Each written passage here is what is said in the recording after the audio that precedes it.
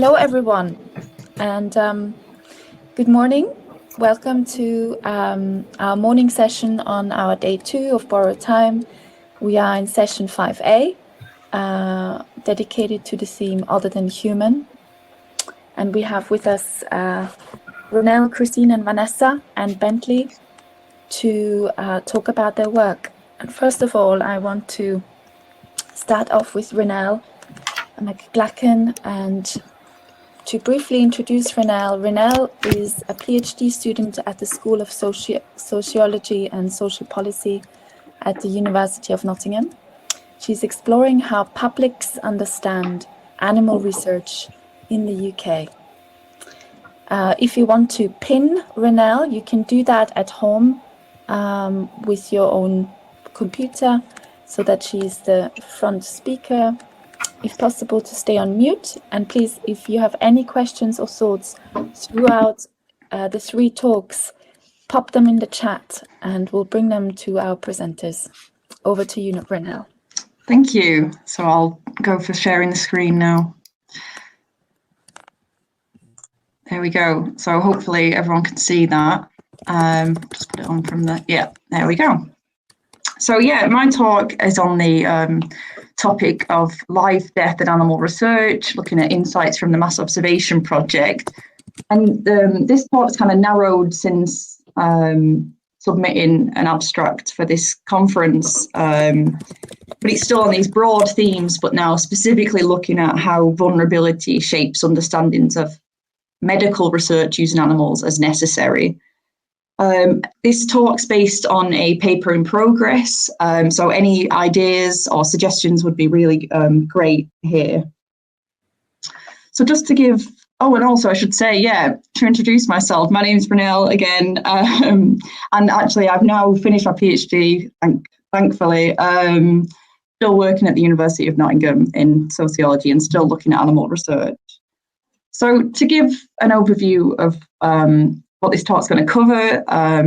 So I'm going to be looking at how medical research using animals could be understood as necessary and what necessity means here. It's the term, necessary use of animals is used a lot in narratives around animal research, particularly in the bioscience community.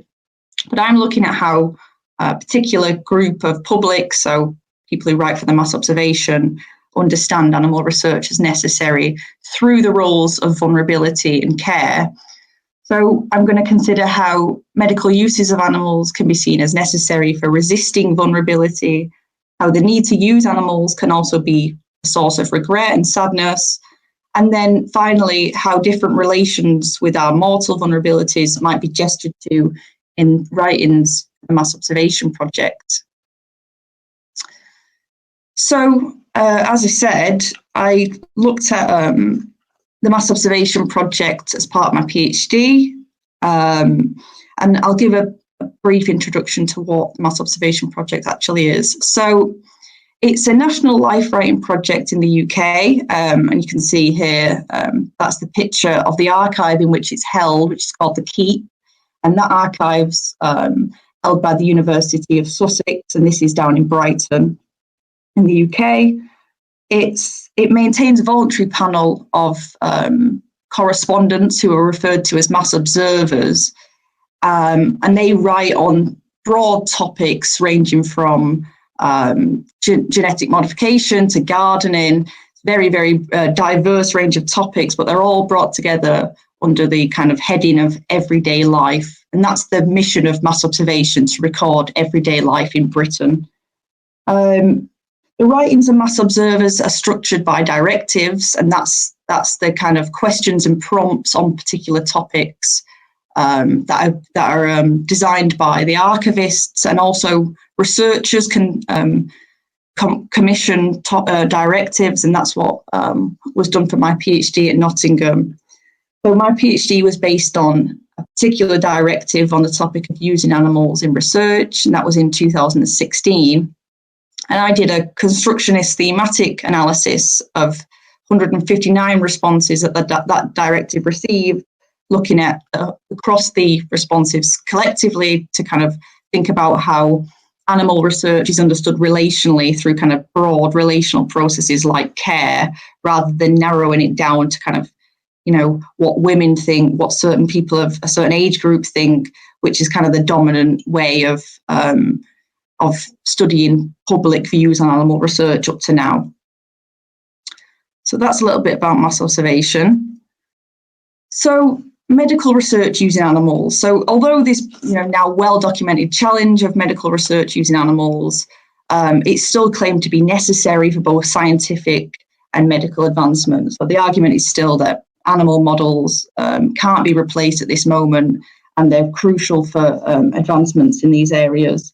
And whilst it's still a controversial issue in the UK and beyond, studies of societal views towards animal research have long claimed that public acceptance is strongest for medical research, and that's a category which can include basic, clinical, and epidemiological research.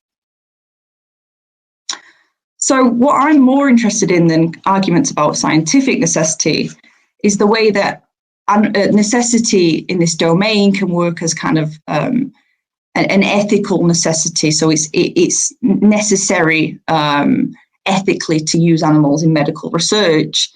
And this is seen by some as fulfilling a moral and citizenly duty to care for the health of others. And this is an argument that's common in bioscience community, and also certain bioethicists have also made this argument.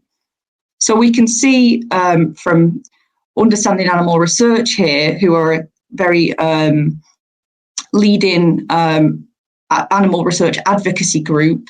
They advocate for the continuation of using animals in research and raise awareness and openness around that. So they argue that if we stopped using animals, then it is difficult to see where the solutions to today's medical problems are going to come from. Is it right to deny these treatments to the patients who are suffering now and in the future? So similar arguments are made by other research advocacy groups, such as this one in the US, this billboard. This is by the Foundation for Biomedical Research. And we can see, the appeal here of pitting the lives of a rat against that of a child and asking us, who would you rather see live? So we can see how those kind of ethical arguments are made around the necessity to use animal models. But critics are worried about the way that this medical category can act as a carte blanche that legitimates every form of animal exploitation. So this is kind of where my work is. So in order to look at how necessity is understood by individuals, I looked at the mass observation writing. So one way in which the necessity of animal use in medical research was understood was as resisting vulnerability. So many mass observers discussed how they'd at one point in the past been critical of animal research and found it to be not needed. And then through growing older and experiencing illness themselves, or witnessing the illness and death of loved ones, led them to reevaluate the need to use animals for medical research. So one mass observer wrote, "My own views, I think, have changed over time. I think I'm more moderate than I used to be. When I was a student, I was concerned about the animal experimentation that went on at the university I attended, and I'm pretty sure I just felt that it was wrong and shouldn't happen. As I suppose often happens, as I've gotten older, I can see that things are more complex, and having had relatives benefit from medicines and changes in practices that have happened because of animal experimentation, can see that there are obviously benefits."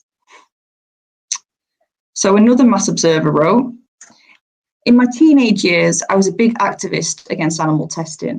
I've calmed down my views on the matter somewhat since then, as I think maturity with age has made me evaluate the reasons behind animal experiments more, that being predominantly to enhance the life of human beings.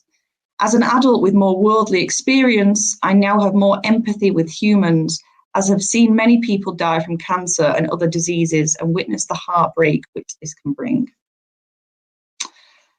So these extracts reflect how witnessing the healthcare treatment that relatives have received can imbue the medical use of animals with this kind of tangible necessity. And it is this emphasis on literally surviving the future and the threats to health that it continues to pose that underlies much of the animal research community's rhetoric on the medical necessity of animal models. And in perceiving animal research as a way of generating healthcare and healthy futures, I've kind of thought about how the practice could constitute a way of caring for others near and far. So not just this kind of anthropocentric framing of human life as always inherently more valuable than animal life, but actually as a way of caring. And therefore, opposition to the scientific use of animals might be perceived as undermining or jeopardising felt responsibilities to care for future and current patients. So another way in which animal research, although it was understood as necessary by many mass observers, another key theme here was regret around vulnerability and the need to use animals when thinking about the role of animals in producing the medicines which might make us well at their expense. So one mass observer wrote, "Unfortunately, I'm having to take commercial medicines daily to stay alive. I need insulin twice a day, besides other medications. I do know the story of how insulin came about. It breaks my heart having to take this medication, as I often think to how many dogs were sacrificed and in severe pain in order that this medicine be created." Another wrote, "If there was an injection that we could have to prevent cancer and other very serious illnesses, all the members of our family would have the injections. I still feel very sad for the animals that would have been used to produce the antibiotics, etc., that saved my life this year." So these excerpts show how medical research and its outputs can be simultaneously valued and regretted when considering how animals are fatally implicated in those processes which might make us well at their expense, and also shows how moments of vulnerability draw out our uncomfortable complicity in animal research. So overall, this demonstrates that how belief in the necessity of animal models in medical research does not always necessarily foreclose ethical concerns. It's not that people who think it's necessary to use animals don't have any issues with it and don't feel that it's ethically problematic, but rather care obligations to others complicate these simple and absolute ideas around necessity.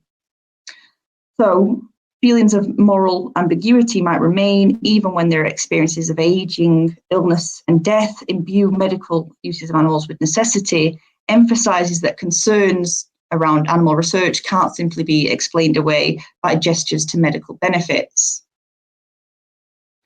And then finally, in discussing the necessity of medical research using animals, a few mass observers gestured towards the value of openly recognising rather than resisting our vulnerabilities to illness and mortality. So one mass observer wrote, "Valid research on medicines to reduce pain, kill viruses and bacteria are required to improve the survival rate of people around the world, although I would weight this for real medicine and not just that to keep people hanging on to live into their hundreds." And this is a long quote, but it's a great quote, and this kind of inspired me to think about this whole area. So this mass observer writes, "Were we to end animal testing tomorrow and so medicinal advancement, I would be fine with that, with the caveat that we spend the money on hospice care and social support. We live longer than we should and we fetishise death. The fact that we're prepared to harm animals to postpone our own passing shows only how unhealthy our attitude to mortality is. I suppose the challenge for me is that in most cases, we're not talking about insta-death. I take blood pressure tablets, which were most likely tested on animals. If I stop, I guess I die at some point, but it's probably not for a while. It's not like a cancer treatment, which gets me another 6 months now. This is a vague tablet taking, which gives me another 10 minutes for every day I take them. The benefit is more disparate, which in an odd way makes the refusal less salient. I'm thinking out loud, but I'll need to come back. I'm thinking out loud, I'll need to come back to this, but I think sensibly I'm going to have to stop." So such writing for me reveals how the category of health is open to rearticulation in ways which might diverge from biomedical frameworks and seek to actually accommodate and renaturalize processes such as aging and dying. In this way, the prolongation of human life does not always qualify as a necessary medical endeavour, and is made further ethically dubious when implicated in a process of killing other animals. So the late anthropologist Deborah Bird Rose taught that to understand oneself as part of a community of life is to accept vulnerability. Yet, as these writings from the mass observation show, although mortality is something we all share in common, death does not mean the same thing to each of us. And as the last mass observer articulated, resisting medicine consumption and interventions at a point of stable health is both symbolically and pragmatically different to declining medical interventions when one's health is deteriorating. So such ambivalences and discomfort expressed around medical research priorities complicates the standard assumption that medical advancement is inherently positive and that medical research using animals is unproblematic. And then some final thoughts at this stage of kind of my thinking around this topic. So I think this analysis shows that although biomedicine is often seen to play this key role in mitigating health vulnerabilities, its role here isn't unproblematic.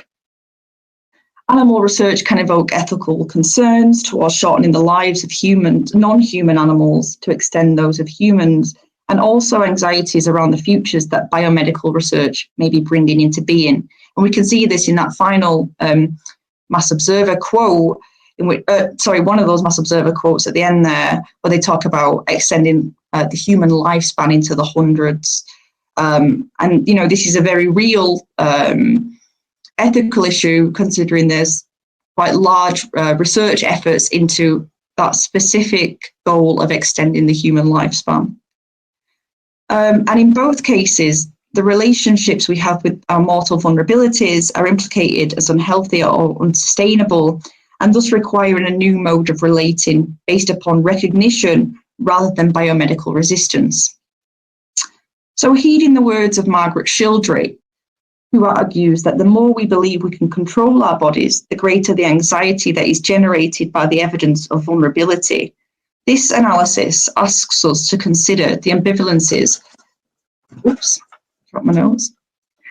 asks us to consider the ambivalences that the use of animals might invoke, but also acknowledge the more fundamental discomfort with the reach of biomedicine and its influence on our relationship with vulnerability. And then a final quote to end with from Donna Haraway: I do not think we can nurture living until we get better at facing killing, but also get better at dying instead of killing. Sometimes a cure for whatever kills us is just not enough reason to keep the killing machines going at the scale to which we, who, have become accustomed. So here are some references that I've used in this talk.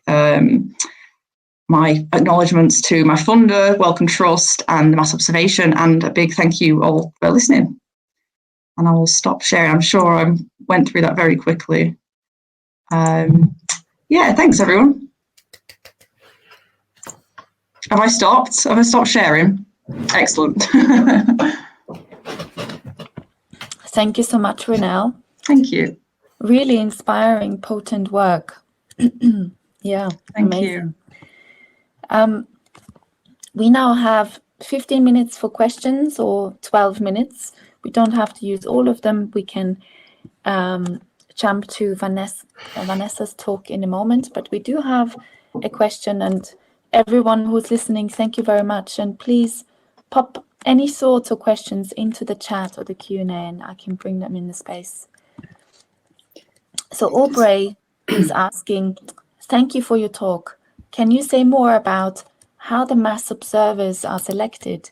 Individuals, volunteer, and then are assigned a directive, or do participants select particular directives? You can find the question in the Q&A.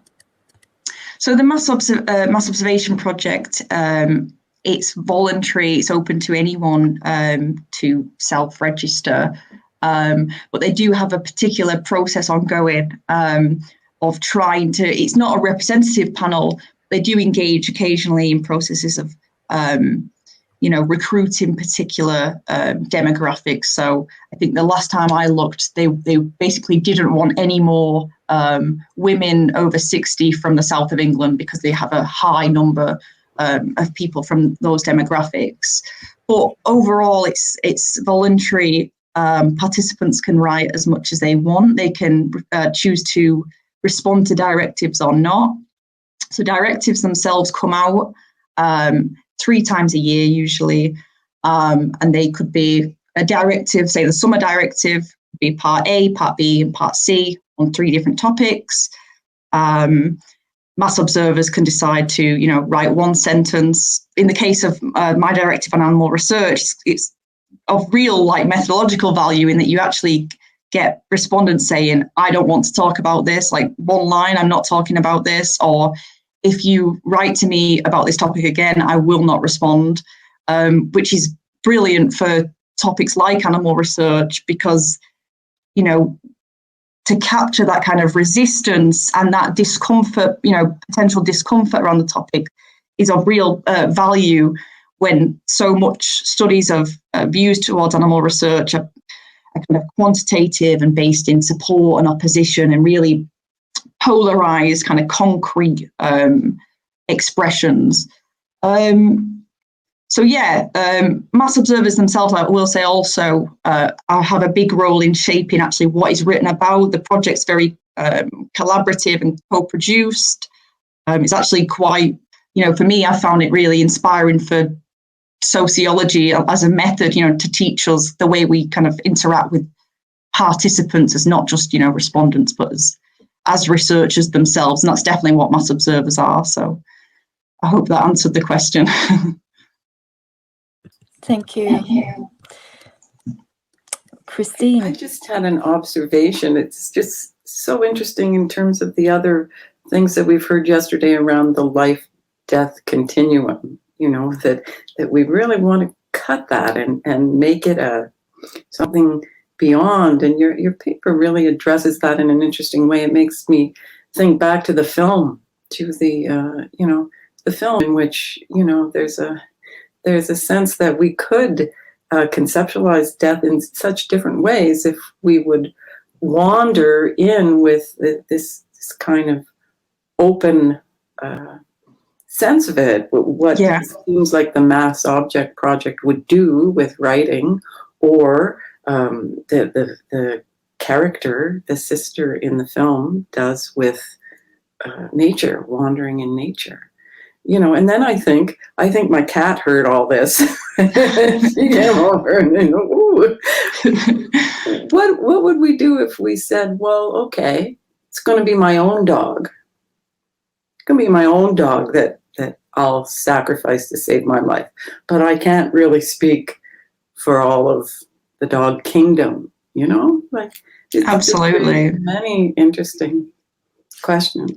And that point at the end there, I mean, that was one point that I know was specifically made by one mass observer of that.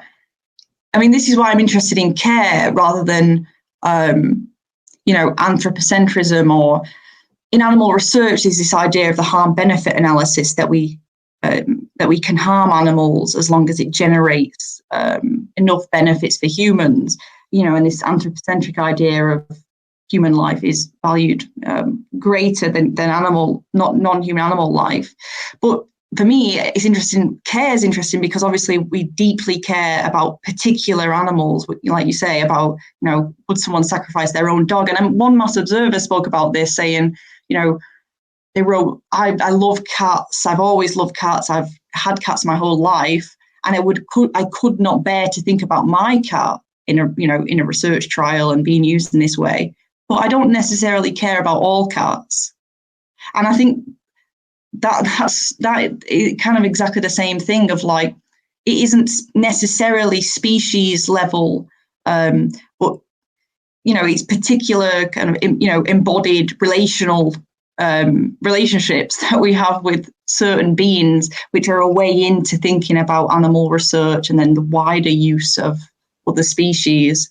Yeah, it opens up all sorts of kind of can of worms, doesn't it? And it's the 10th man, right? Nobody wants to be the 10th man. Yeah. Oh, well, you're the scapegoat. Oh, well, we all turn to you. Well, it's the scapegoat, really. Yeah. It's tied to the scapegoat, I think. And I feel that's why, you know, the idea of necessity itself, like it needs to be opened up, because it does so much work, that term. But obviously it isn't literally necessary. I mean, of course it's not, but we make it necessary. And I suppose, you know, I just think it's interesting how easily, you know, how much that word travels without kind of a lot of resistance. Yeah, so that's kind of where I'm starting to think about now. Yeah, thank you. So I'm interested in this notion that medicines are always for prolonging life, and I'm wondering, I think there's probably quite a lot of medical interventions that don't necessarily prolong it, but they might change the quality of life. They might allow people to participate in society in a different way. So I just was wondering whether one could make a more whether it would be helpful to have a more sophisticated account of what constitutes medical practice with drugs. Yeah. You know, I mean, there are drugs that affect us in psychological ways, as well as simply prolonging life. There are drugs that kill pain. There are medical interventions, you know, like vaccines and so on. So it's a. I mean, this was really clear for this talk, and it posed the ethical issue in a strong way. So I'm all for that. But I was just wondering whether the notion of complicating medical interventions might be quite useful in your analysis. It's a great point. Yeah, because I mean, I think I started from that kind of framing because of the way the narrative is in the bioscience community, which is so often around literally making it a life and death, binary. If we don't use animals, then you will be killing. You know, you see that billboard. Who would you rather see live? And those kind of that framing is so common because of the emotional draw that it evokes. But you're absolutely right. But, you know, it's way more sophisticated than that. And what medicines can do is not just about prolonging life. But then I think if you open that up, then there's other, which is what the kind of that final mass observer spoke about around social care, and it isn't just medicine. Then, there's other interventions that you can make around that would help facilitate quality of life. But I think it's a great point. I'll definitely want to, specify a bit more what I mean when I think about medicine and medical interventions. I've lost Tony there, but I think he's still there somewhere. Thank you. I want to read one comment in the chat from Michelle saying, "Thanks, Renelle. Really interesting research and draws connections to Bio's discussion on health and vulnerability on Sunday."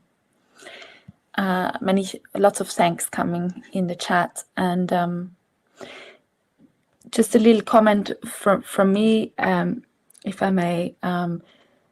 It feels like opening a lot of cans of worms, and that the control and vulnerability around our own passing and death is unsustainable, really, because we don't know where it will end ever. So I think that's partly at the center for me in the discussion, is how can we create a different narrative and different practices around that medical care, as well as societal change in how we live. Health is constituted by so many different things, including medical care. So it feels like it's a systemic issue. That's just a little thought from me. Does anyone have more questions? We have 1 minute.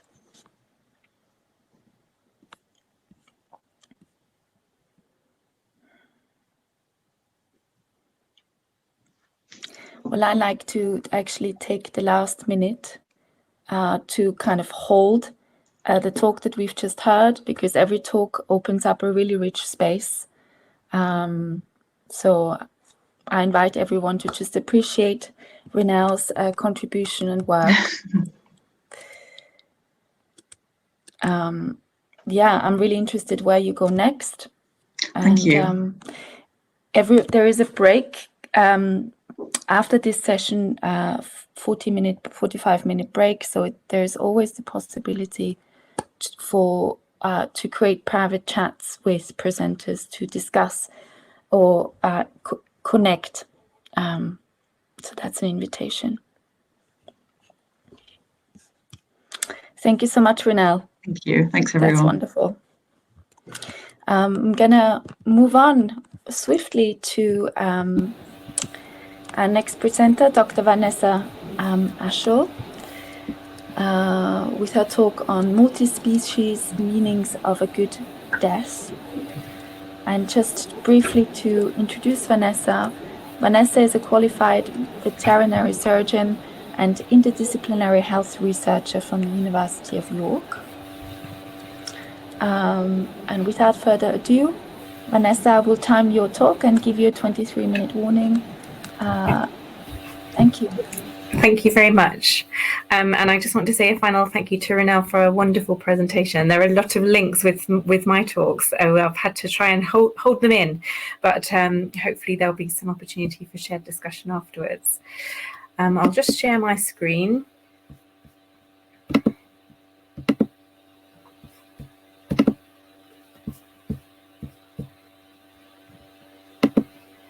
Okay, does that look okay to everyone? Right. Thank you for the kind introduction. I want to also introduce some other people. First of all, I'd like to introduce Bentley Crudgington, who is going to help me present today and who has been very helpful with trying to make today's virtual presentation a little bit more creative. We'll talk about the plans that we had before we went online, but perhaps Bentley, you could just say a couple of words about your where you're from and your own work. Thanks, Vanessa. I am a creative facilitator based in Manchester. My background, similar to Vanessa, is also in veterinary medicine. Specifically, I used to develop vaccines in emergency situations for zoonotic diseases, but left that field because when would that ever be useful? And then have moved into kind of creative facilitation, but still connect that zoonotic human non-human bond. And so work with quite a lot of Welcome Trust projects in creating their public engagement or creative outputs from the research, bringing different stakeholders and different publics together to be able to talk about difficult or sort of ignored subjects in a more productive way. Thanks, Bentley. That's great. I will come on to Quinn Ashall in a moment, but just as part of the introductory slide, I wanted to say that this work is also funded by the Wellcome Trust under a project, my project entitled A Good Death, Interspecies Entanglements and Changing Landscapes in End-of-Life Care.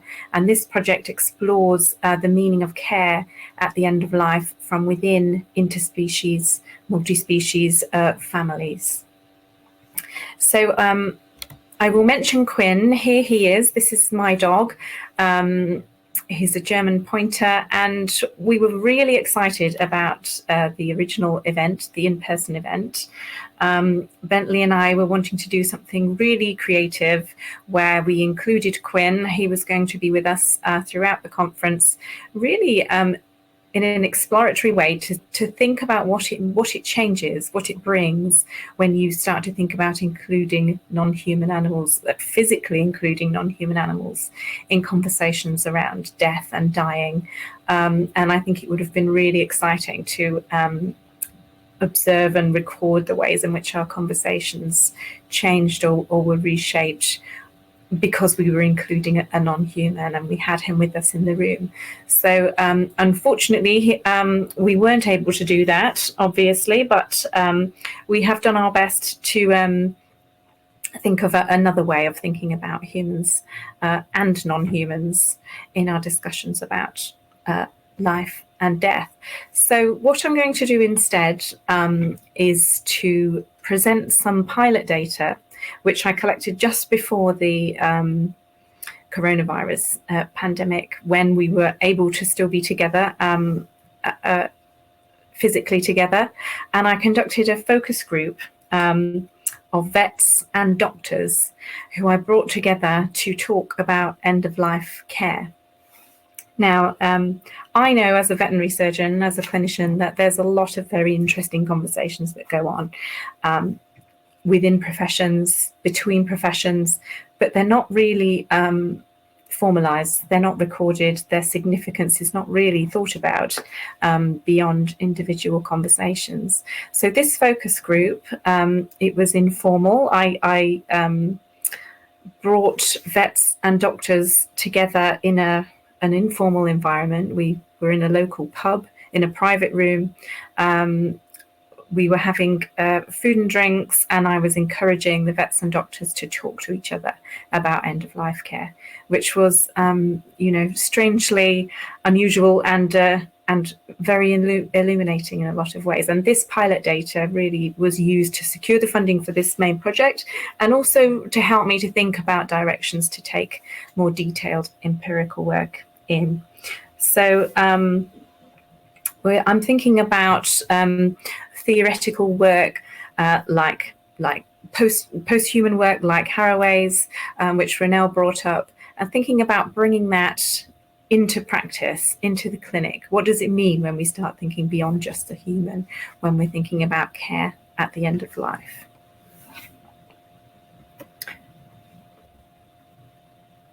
So as a clinician, I became interested in thinking about this boundary or borderland between human and animal end-of-life care, because the landscapes of end-of-life care in human medicine and in veterinary medicine are changing. I have an idea in my mind that veterinary medicine is becoming more like human medicine, and also that human medicine is becoming more like veterinary medicine in some ways, particularly when we think about end-of-life care.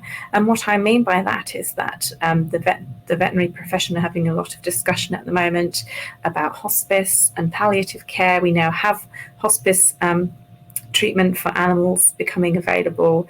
It's quite common in the US, but becoming increasingly common in the UK. So we're starting to move away from this paradigm of euthanasia as the ideal of good care in the veterinary profession. We're starting to think about models which are more familiar in human medicine. And in human medicine, we're now starting to have conversations in other countries and even in our own country about medically assisted dying. So where the two professions used to be quite separate in terms of what care was considered to be at the end of life, we seem to be drifting towards each other now. But there are also significant differences which are valued and held quite dearly. So I was really wanting to try to understand through my project a bit more about what we learn about care by thinking beyond just humans and bringing together understandings of care across species boundaries. Now, the work of Joanna Latimer as a theorist is very influential in my work, and she talks about entanglement in terms of relationships between humans and animals. She's very interested in connection, both connection and division, thinking about the very complex ways that humans and animals are connected and divided. And you'll see that coming through when we talk about my analysis of the pilot data, that I'm very focused on both how we're connected as professions and as species, but also what the significant divisions are. So it's not just in the clinic that we're starting to see connections between humans and animals in the context of end-of-life care. Here we've got some examples, one from the media, where it's quite common now to see accounts of animals as family members, and people wanting to treat animals to be recognised as animals occupying a position of a family member, including at the end of life. So in terms of society and culture, it's not that unusual these days to recognise the family-like relationship between humans and animals and the influence that has on end-of-life decision-making. And also in academia, we're now only just starting to see work coming out which explores this boundary or challenges this boundary between humans and animals in the context of healthcare more generally, and also specifically end of life and particular disease processes. Here I've just shown a paper which has just been published around multi-species approaches to dementia. So what I'm doing with this pilot data is really exploratory. It fits with Wilkie's notion of speculative research, building on Fraser-Neut's concept of following the human. I'm going to press play so we can follow the human physically and visibly. Fraser-Neut's work on One Health concepts challenges the idea that relationships between humans and animals is only scientific. They appreciate that One Health connects diseases and scientific research between humans and animals, but they say, what if we went further than that? What if we don't just, as Renelle has shown us, think about animals as ways of understanding human disease? What if we think about animals as ways of understanding social, cultural aspects of healthcare? And I'm really applying that to my consideration of end-of-life care. What does it mean if we start to follow animals and allow them to show us something different about what care might mean, and indeed what life and death might mean?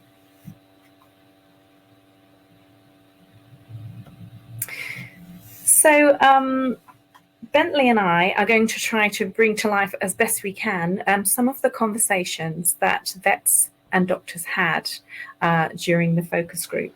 So I'm going to share some aspects of the data and then have a little think about what they might mean and how they're going to shape my future work. So I'm going to start with the medical professional, just to help you. I've indicated below the quotes whether they were a medical professional or a veterinary professional, so that we can understand from which perspective these conversations are coming from. So one of the doctors said, dogs with heart failure. I get phone calls about, I'm feeling so much better on that new magic drug. Do you think my vet will give it to the dog? And I'm sure they've trotted off to the vet and said, I've got this new tablet, and they take the tablet in. We often get that, I'm on that drug, can I give it to my pet? But in actual fact, a lot of those drugs are just repackaged from the hospital to the pet world in a different size, So there was so much of this type of conversation during the focus group, and this really builds on Renelle's idea of animals as scientific models and Fraser-Neut's One Health approaches, because it's really based on this undeniable physical similarity, biological similarity between animals and humans, where they fundamentally operate in the same way. And that creates undeniable physical connections between the care of animals and humans, where they can get they can have the same drugs. We're now having quite advanced veterinary care for animals, including prostheses, chemotherapy. This is all built on this Renelle's scientific modelling of animals and humans as being similar in terms of their health and their health care. But there were also many examples of where humans and animals were treated physically in different or distinct ways, particularly at the end of life. So one vet said, especially clients that have experienced a human bereavement and gone through the whole agonizing journey, then suddenly they make the decision, 2 minutes later, the dog or cat is deceased. I think they find it a tremendous relief. They're often surprised how quick it is. Yeah, I mean, I've always been curious, and I still think I don't particularly know, how do people die? I mean, other than the obvious car accident injuries and that kind of thing, I always think, how do old people die? And I mean, I don't really know. What was fascinating about these conversations was that it showed how, in spite of the physical similarities, biological similarities between humans and animals, when it comes to end-of-life care, we're still operating quite distinctly in that how animals are treated at the end of life, euthanasia being the normal way of an animal dying, means that they're physically a completely different model of death is being represented, being witnessed in the veterinary clinic, as opposed to what people see when they witness a human die. And I think this is really interesting in terms of thinking about what we learn, how it influences what we know about death, whether we've seen animals put to sleep at the vets, whether we've seen a human passing away, and then trying to transfer that knowledge into the other clinical paradigm is often quite difficult. And this idea that this vet had no idea how people died. I mean, I think a lot of people in society possibly don't have a good understanding of the processes. That's something we've learned a lot about during the conference, but that this person is trained and knowledgeable in a particular way of understanding and knowing death, and was quite troubled by the fact that he couldn't imagine what the alternative was.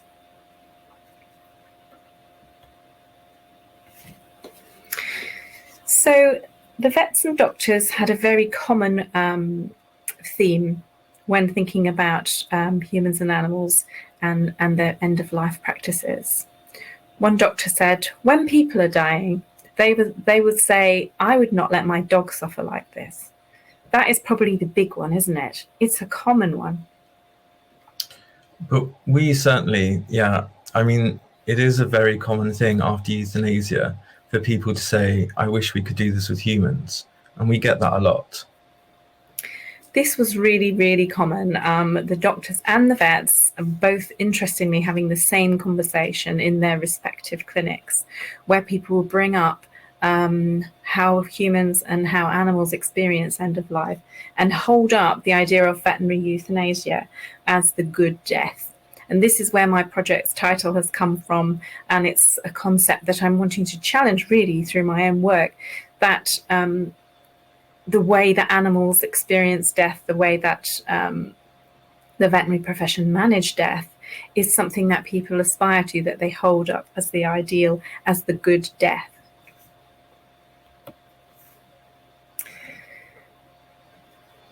Bentley, I'll let you read this one.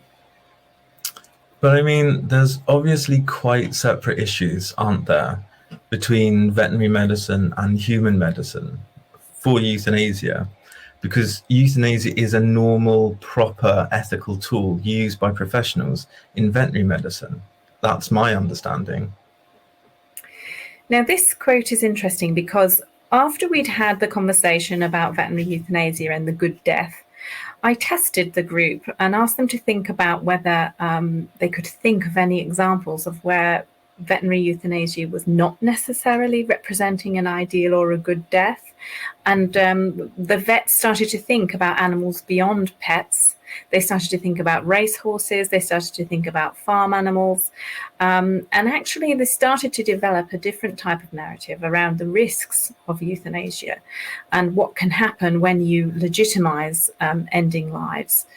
And it developed a really interesting cross-professional conversation where they started to think about the ethics of euthanasia in more detail. And this doctor was adamant that there were real big differences around the fact that veterinary euthanasia was ethical and that was not something that could be challenged, but he was not confident that the same could ever be applied in human medicine. So we started to develop more of an ethical conversation at this point.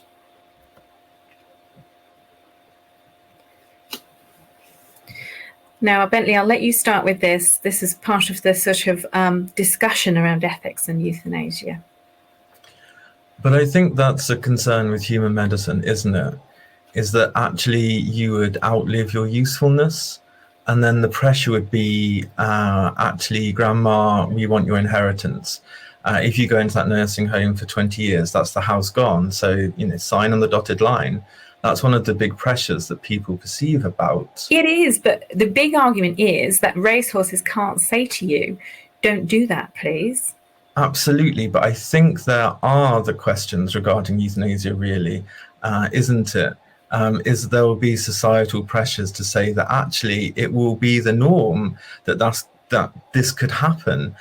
We could all say once you reach stage X, Y, or Z of your disease, then it might become the norm for us to say, well, you're on such and such a dose of morphine, now it's time to consider it.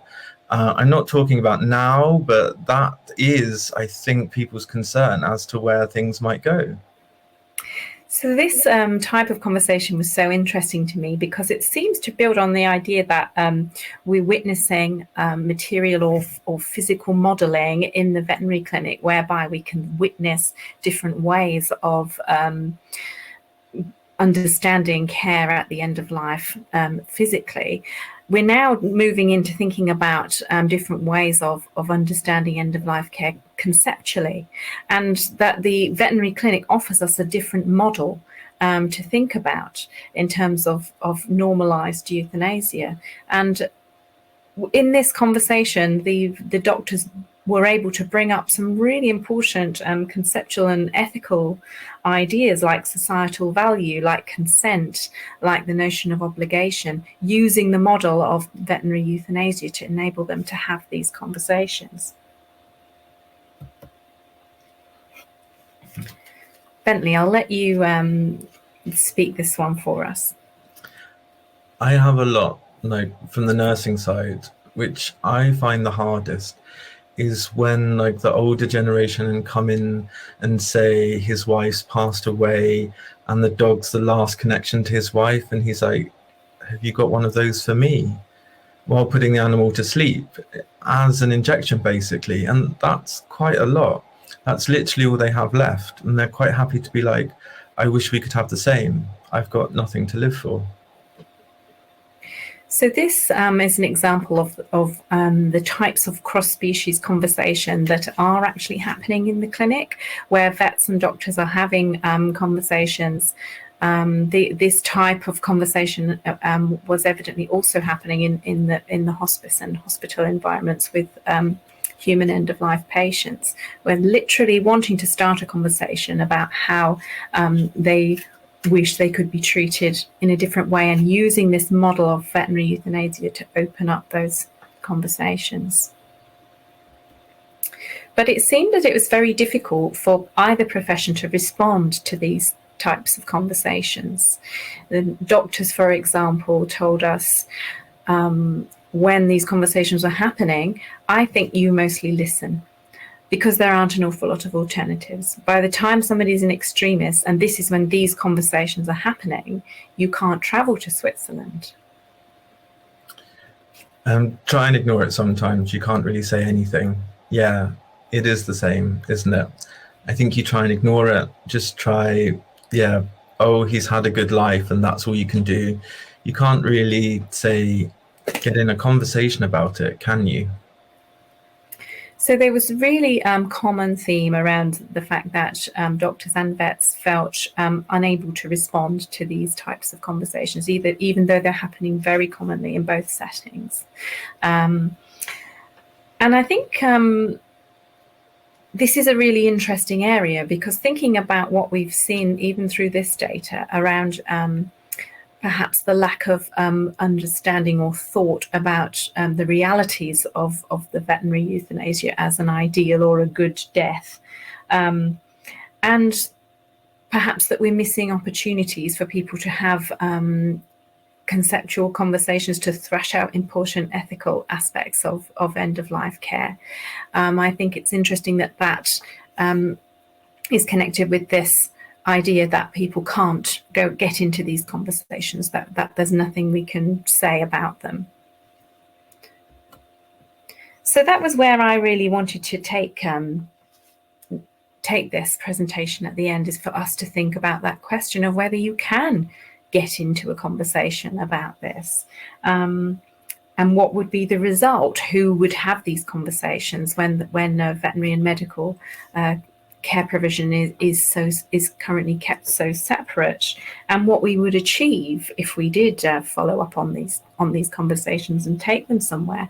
And just as a final thought, one of the focus group attendees, a doctor, got in touch with me to say thank you, and that she had learned so much from being in that environment, being able to speak to vets and hear what they had to say about the realities of their own end-of-life approaches. And she said that she does now follow up on these conversations and is able to bring up the idea of challenging the good death, of saying, what about racehorses? What happens when we start to normalize and legitimize euthanasia? And to have those conversations with patients to say, these are some of the reasons why we're in the situation that we're in and what we're worried about. So for her, you can have those conversations. She had learned enough to help her to develop interspecies conversations and to use them. And I thought perhaps that might be something we could spend some time thinking about. So I'm going to stop sharing.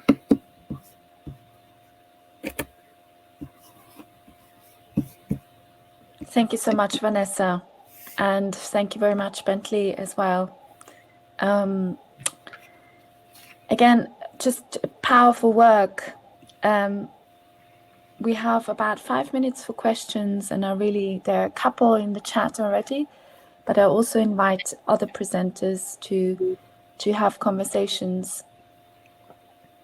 I will read something from Aubrey, who says, "A wonderful talk, thank you. Can you talk about the concept of the alleviation of suffering, how this framing might have played out in these conversations?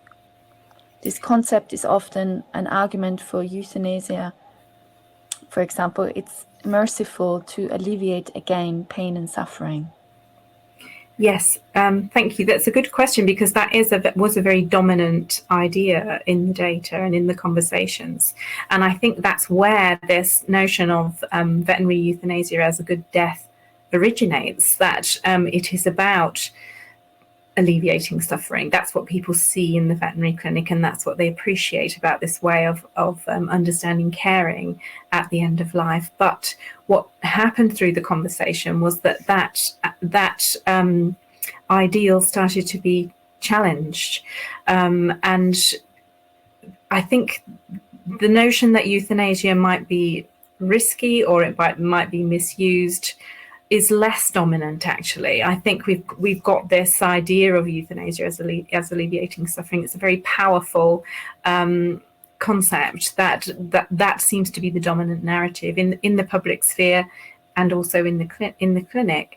But what's not discussed are the other aspects of euthanasia, I think, and that's what I came away from this with, is that we're perhaps not looking into the concept of euthanasia in the veterinary clinic and what it can teach us in enough depth and with enough thought. We're perhaps being quite superficial about what it represents. And it didn't take long for the conversations to start to move away from this idea of alleviating suffering to thinking about some other aspects of euthanasia which are also important and which the veterinary model can tell us something about.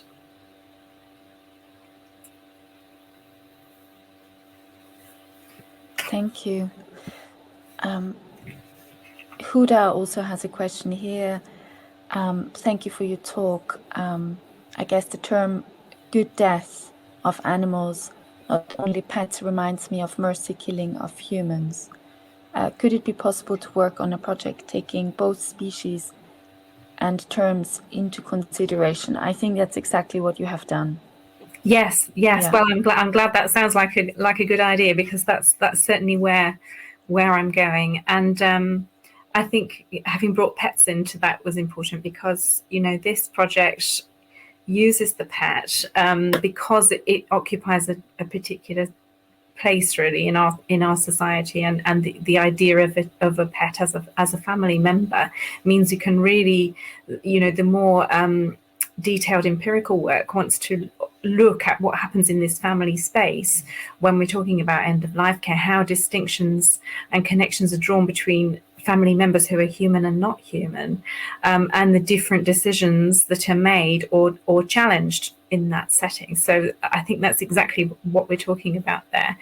But the problems arise really, I think, particularly when we start to move away from thinking just about pets, and when we start to think about farm animals, racehorses, perhaps as models of individuals who have less societal worth, and what veterinary euthanasia practices mean for them.